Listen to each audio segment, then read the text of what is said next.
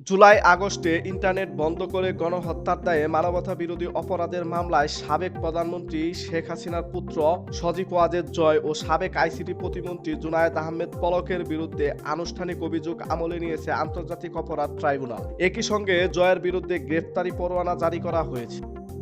বৃহস্পতিবার ৪ December tribunal ১ এর chairman বিচারপতি মোহাম্মদ গোলাম মুর্তজা মজুমদারের নেতৃত্বাধীন বিচারিক প্যানেল এ আদেশ দেন। পরবর্তী শুনানির জন্য আগামী ১০ ডিসেম্বর দিন ধার্য করা হয়। ট্রাইব্যুনালে প্রসিকিউশনের পক্ষে শুনানি করেন প্রসিকিউটর গাজী এম.এইচ তামিম। তিনি এ মামলায় পলাতক আসামির বিরুদ্ধে গ্রেফতার পরোয়ানা জারির আবেদন করেন। পরে তা মঞ্জুর করেন আদালত। এদিন ইন্টারনেট বন্ধ করে গণহত্যার দায়ে জয় ও পলকের বিরুদ্ধে ফরমান চার্জ আনুষ্ঠানিক অভিযোগ জমা দেয় প্রসিকিউশন। এর আগে বুধবার ৩ ডিসেম্বর সন্ধ্যায় তাদের বিরুদ্ধে তদন্ত প্রতিবেদন হাতে পেয়েছে বলে জানিয়েছে প্রসিকিউটর তামিম। মোহাম্মদ বাইজিদ প্রবীণ, এই দিন এই সময়।